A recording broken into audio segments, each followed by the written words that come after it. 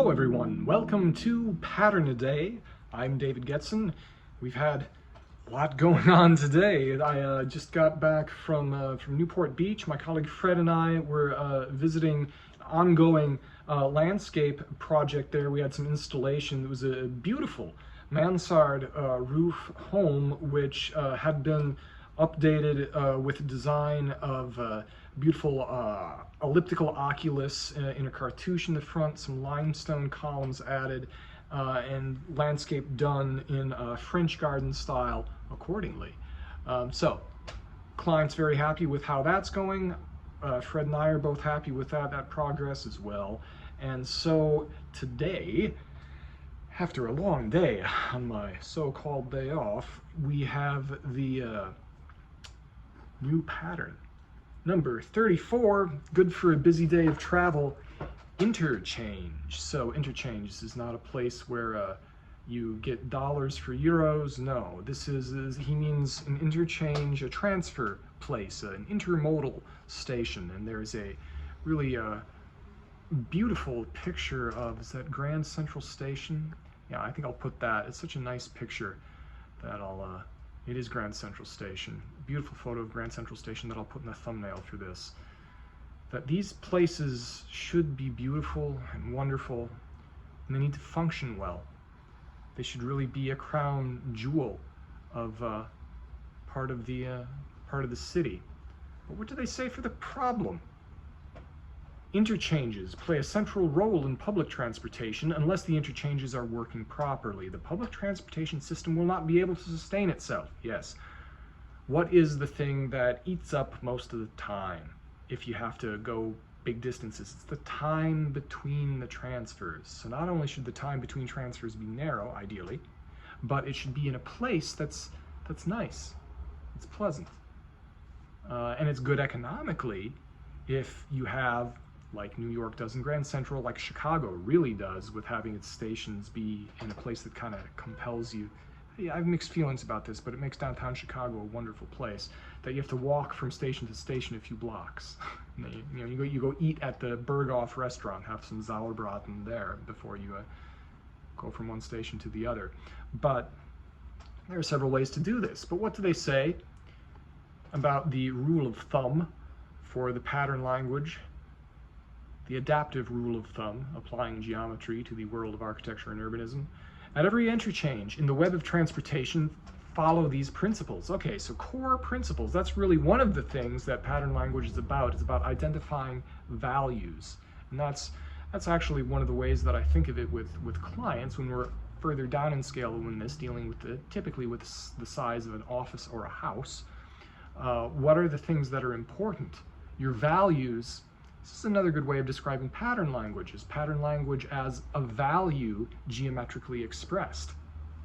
A little bit philosophical, but I think pretty accurate. So, at every interchange in the web of transportation, follow these principles. 1. Surround the interchange with workplaces and housing types which especially need public transportation. 2.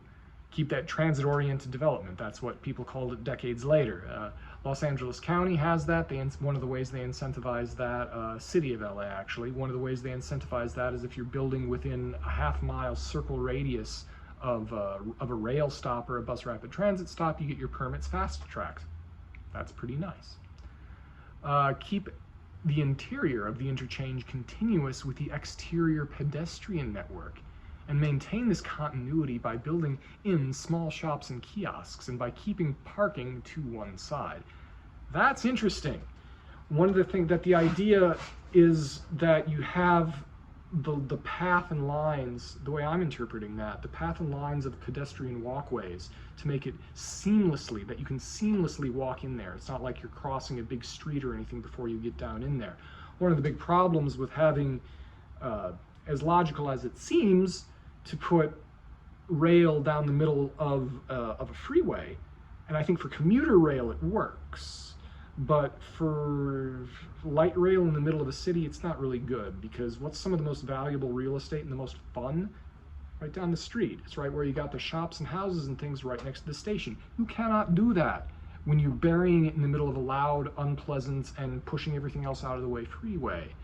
So that's why the Lake Street Pasadena stop is so sad because it's sandwiched in the middle of the freeway. The one in downtown Pasadena, great, lots of wonderful stuff around it. Same thing here in South Pasadena, but you know, that's the way they build things. So if you're having all these great things around it, that's important. Keep the transfer distance between different modes of transport down to 300 feet wherever possible. That's a criticism of Chicago. With an absolute maximum of 600 feet. So yeah, that would be one place that does this brilliantly that I've been to recently, that I enjoy going to for like a regional short-term vacation is I can go down to San Diego. I take the train here, Union Station, San Diego. You get off at San Diego. Union Station, it's all one station. You get off at San Diego and you walk a very short, very pleasant way from the Amtrak terminal, which is a beautiful station down there, an old mission-style station, into the kind of modern and still very nice, actually very European feeling with this exposed aluminum and steel light rail station. And from there, go around to whatever the fun places in San Diego that you like. The kind of San Diego Little Italy area is one of my favorites. But that's right, if it was longer than 600 feet, you know, longer than 2 football fields, be a lot more unpleasant. Especially, think about it this way. What's the longest that you would want to walk with trailing a heavy roller bag when you're in a slight bit of a hurry and you get off the light rail and you go to the train station and you don't want to walk that far?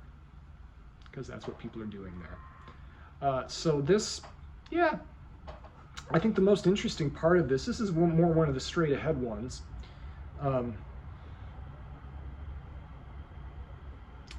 What's one thing that's important about this is also to, I think I would add to this, it's important to make this a place that's beautiful and wonderful. And I think they highlighted that by putting the Grand Central image there, and something that they link, again, the hyperlink about this is a further pattern that we'll get to called Old People Everywhere.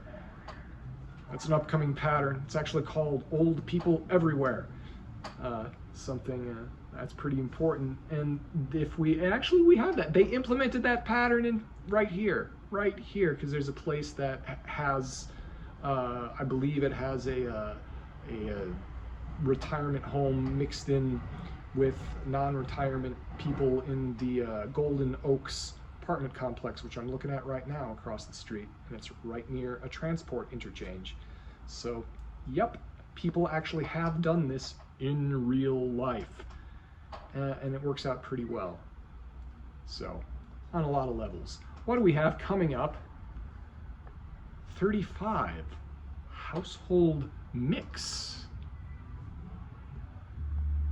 This is approaching Old People Everywhere. This is one of the things that allows old people to be everywhere, is the household mix. We'll go over that in detail next time on Living Process. Thank you for listening.